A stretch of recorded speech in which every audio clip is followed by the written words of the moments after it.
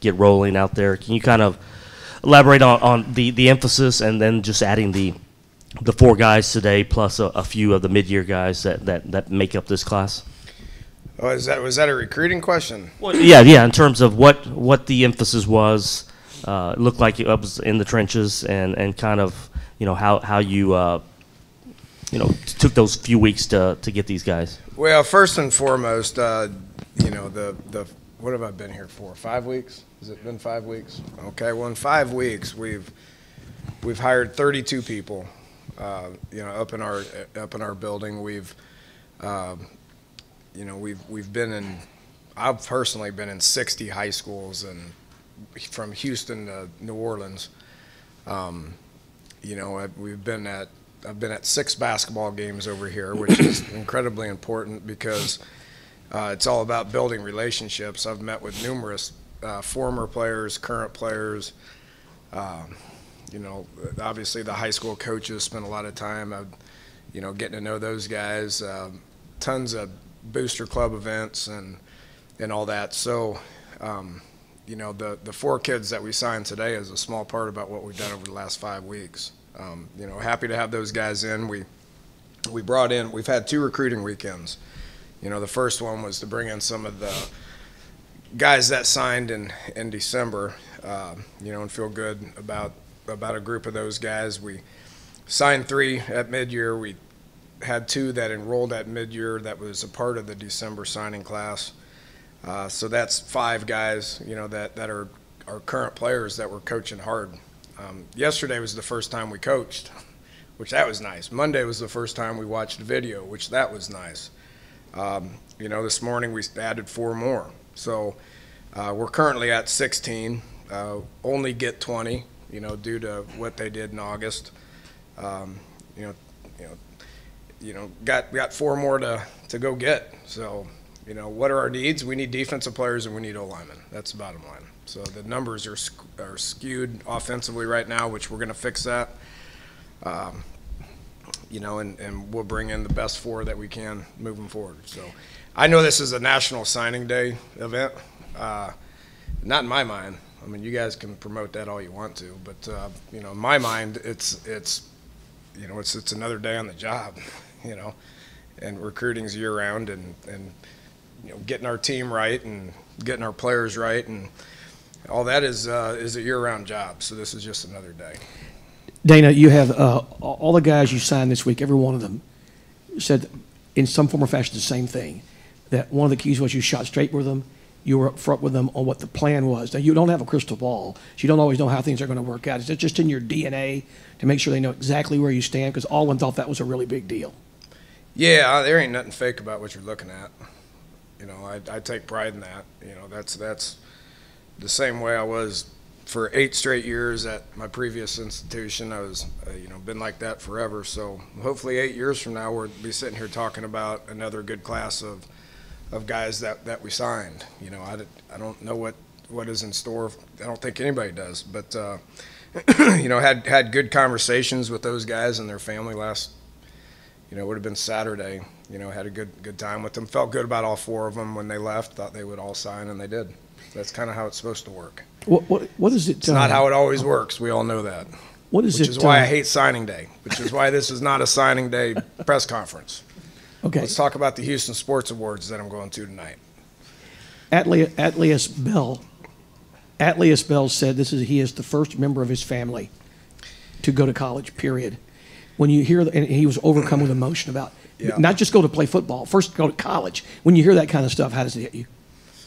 It happens when you're when you recruit as many guys as you have to recruit to sign the class, that you're going to run across stuff like that. So, Atlas, that's a unique situation there. He's a Katrina kid, which we've all been familiar with Katrina kids because they all come to Houston, and we've recruited a lot. I've recruited a lot, that came to West Virginia that were Katrina kids from Houston. Guys that are on our team are Katrina kids that came to Houston. This guy ends up in Iowa.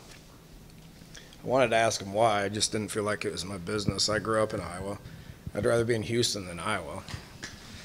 I mean, who wouldn't? I guess him and his family. But you know, I know a lot of his family went back to New Orleans.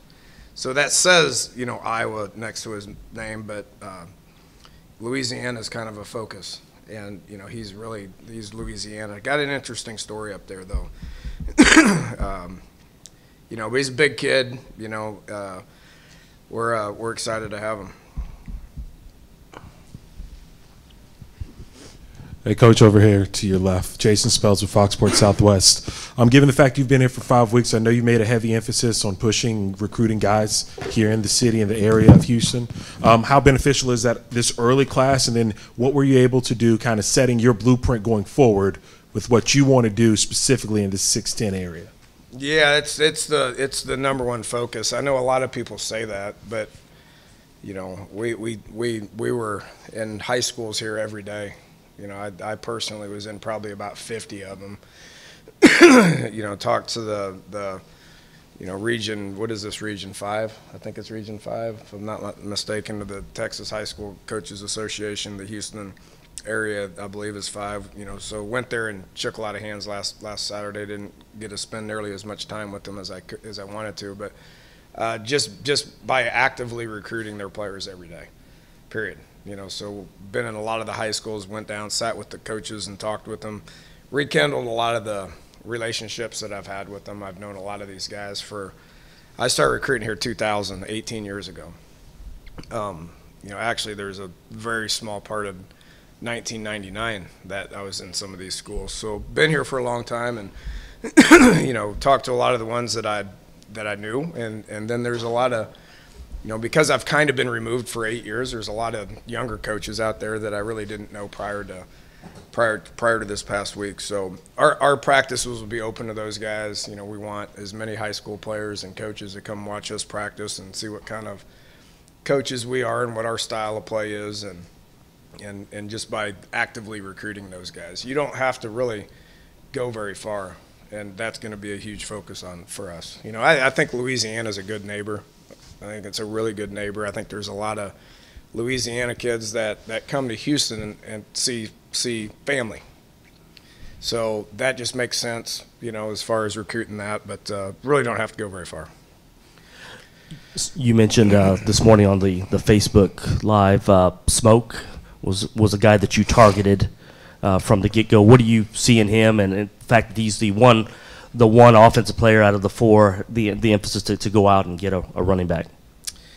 Yeah, signed 2 offensive guys, 2 defensive guys. You know, Cameron Johnson was you know, the offensive tackle from Shadow Creek. That's an important high school for us. We all know Manville has been very important to this program. You know, obviously with Derek and the success that they've had. Well, that's an extension of that area.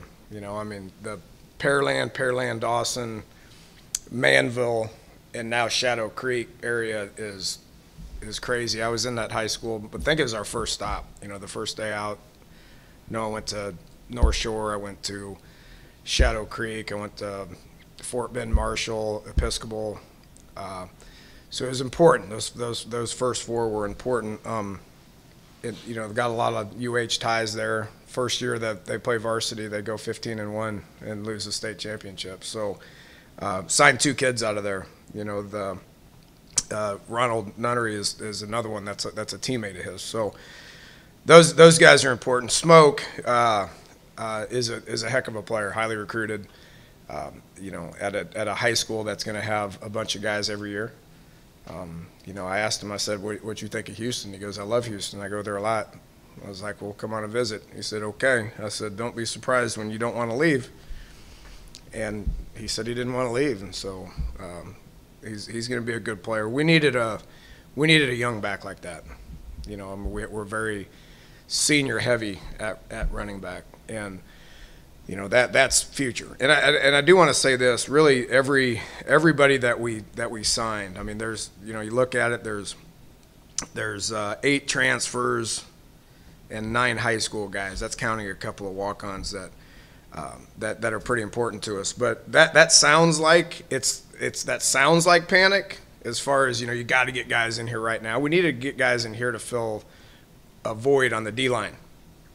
We're going from a 3 down front to a 4 down front. So those numbers scholarship-wise are going up. So we needed to do that, and we're not interested in doing what I did last year at the place that I was at when it comes to 2 grad transfers to fill holes. Well, those are 2 grad transfers that were really good players, Jabril and Kenny, that were USC, Clemson type players that came in and started for us because we were making a championship run. This is about building the program. So our we signed 3 of them that are 3 for 3, and a couple others that are 3 for 2, which means that we have the ability to be able to build it for not only the next coming years, but for the future as well. Coach, you mentioned building for the future. The offensive line, the last couple of years, not huge classes on the offensive line here. You guys get 4, and they're all local guys, but also a really good crop of offensive linemen. You mentioned you're going to get some more potentially short-term to fill holes, but what was the importance of getting a good, solid young class to start building towards the future like you're talking about? Absolutely. It's the number one thing on offense. Now, we're looking for a transfer quarterback because you better keep getting those guys in. We only got 2 on scholarship. But other than that, the offensive line was a huge priority. You're right. The numbers aren't nearly what they need to be. That's the most important thing to recruit offensively other than a quarterback. So getting these 4 guys, they're big, they're good players. We evaluated them, we brought them in, and we liked them. Hopefully we don't talk about them for about 2 years. We have 3 guys on our starting offensive line right now, which could potentially change, but 3 of them didn't redshirt. I've never heard of that. I mean, that's the most insane thing I've ever heard of. And upwards of 50% of the roster hasn't redshirted. I mean, that's unheard of. So you want to develop people the right way, you redshirt them and you let them develop. And, that's why we have 5 full-time football strength coaches that are going to help us in developing guys, and these 4 are going to be important. I'd like to be able to even add another one, that's whether it's high school or whether it's a play right away guy, but I'm not interested in 1-for-1 players. That's not where this program's at right now. Dana, how do you, in general, how do you like the way your coaching staff came together? Good. You know what it's like to hire 32 people in 4 or 5 weeks? Yeah, I mean it's hard. I mentioned the 5 strength coaches. Daryl Bauer's been with me for 8 years. I mean he does a heck of a job, and he hired 4 more. So those 5 are all guys that he's familiar with, and they're with our strength and conditioning crew more than they're with our assistant coaches. So you think that ain't important? I mean that's critical. Have hired 4 people in recruiting that are recruiting only. We're going to add a 5th. There ain't none of this. These guys recruit, but they really want to coach, and they got mixed stuff going on. We're not doing that. Hired 5 people in operations, and then we hired, 8 guys on offense and 9 guys on defense. So, you add all that up, that's 32. So I'm great. Got 1 more to hire on offense. That should come out here in the next couple of days. But other than that, I feel great about all the people that we've hired. And they all have the same vision as me and the same structure as me, as far as what their job is and as far as what this isn't like a hurry up and win now deal. We're going to try to win every game that we play, no question. As competitive as a coaching staff as I've ever been around. It's about building it the right way. Dana, the coaches you have announced, most of them have a clearly defined title. Shannon and Zach with the assistant role on offense and defense. How do you envision, or what is kind of the plan to use those 2 spots? I can clear that up. Just sometimes, if I had it to go, I would put assistant coach by all their names until we actually hired everybody, and then we'd know. But Shannon's going to coach tight ends because in this offense, once you start, and myself and him have ran the same offense. Tyron's ran the same offense. Brandon Jones ran the same offense. Blackwell was with me last year. Mike Burchett, who's our analyst, has run the same offense for forever. We all speak the same language. When you start adding tight ends, it changes a lot of things. It does. So, Shannon's been a coordinator at a bunch of different levels. At Southern Miss Kentucky, Stephen F. Austin, he knows how that works. And so that makes sense, and then we'll be hiring a running back coach. On defense, Zach Etheridge he'll be coaching the corners. Okay, so what's interesting about Zach and Blake and Doug, they're all three in secondary. They all three were their team captains, which I think was pretty interesting. Blake was team captain up at UT, and Zach was team captain at Auburn, and Doug was team captain as a quarterback at Carson Newman. Doug's the co-coordinator. He's going to head it up, coach the safeties. Zach's going to coach the corners. And Blake, because he's special teams coordinator, is going to coach the nickels. So those are all secondary defensive team captain kind of guys. Smart, young, energetic, great recruiters. Excited to have them. So when you get 8 or 9 of those guys in one van for Mob Monday, what's that like when you pile up that many people in a van and make that kind of statement and go out to one school at one specific time? A lot of testosterone, man. I mean, just guys, with big egos that like to talk, and that's what recruiting's about. Confident guys, and they're like Tyron is on offense, and like Black is, and Brandon, those guys. So it's a young, energetic group that I think I might be the oldest one. I think Catherine might be older than me, maybe. That's crazy. I guess I'm getting old, but they're younger guys that are energetic, that genuinely like people, like football, like recruiting, the whole thing, and love UH and love the city as well. So that was kind of fun to be a part of. Houston Sports Awards, you said you're really excited about that? Yeah, Patty Smith cornered me and got me to be a part of it. Derek King's up for an award, the college player of the year, and Coach Sampson's up for the coach of the basketball coach of the year award. So anytime I can support those guys, anytime I know Pesman's going, and David over here is going as well, but anytime I can support UH in a setting like that, I'm going to do it. So we'll know a lot of people, and just trying to represent UH as well as I can. As you do look at your roster moving forward, any updates or anything you can provide on Derek in terms of how he's doing? We haven't talked to him in a while, just with the rehab and. Yeah. So there's some guy. I'm still trying to figure out who's who a little bit. Obviously I know Derek, and he looks good to me. I mean, I hadn't seen him throw a ball, but he's going through all the off-season stuff. He's kind of clear, but he's not cleared. I mean, there's some change of direction stuff that he's got to be careful about. But, he's been in the weight room, outstanding leader. We've seen him do some conditioning stuff in the indoor, and you can tell he's the guy that cultivates everybody and looks good. As far as, just our schedule, the next 5 weeks will be all off season. And we can do football stuff. We can incorporate 2 hours a week and video like these rooms, or we can, just kind of some technique stuff that we can do and be a part of the strength and conditioning stuff. No question, that's going to be important for 5 weeks. I'd like to start spring football a little earlier. We're just not going to be prepared for it. We'll go 5 weeks. We'll try to get them as good a shape as we can. Spring break, we'll go, and then I think we start on the 17th of March, 18th, something like that. Whatever after spring break.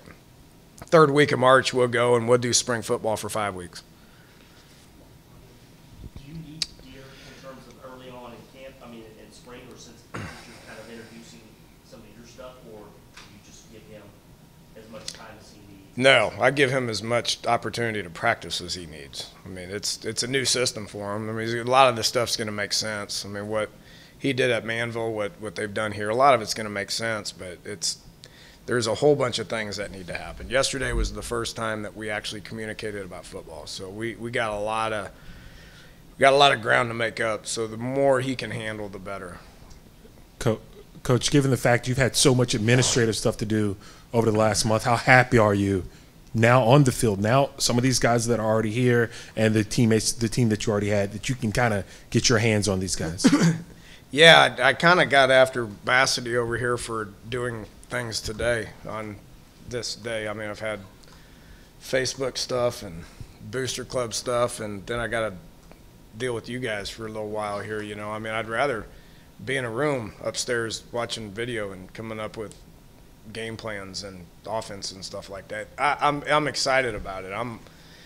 I mean, I'm a ball coach now. I mean, we're starting to get up into cut-ups and, you know, developing our stuff. You know, every time there's a change, and this is the first time we've introduced it in 8 years. So anytime there's a change, which there was a change from Texas Tech to Houston, and then Houston to Oklahoma State, and then Oklahoma State to West Virginia, anytime there's a change, you get it recalibrated. And so we're kind of recalibrating some stuff and coming up with some better ways of doing things. And, you know, that's at the end of the day what I prefer to do.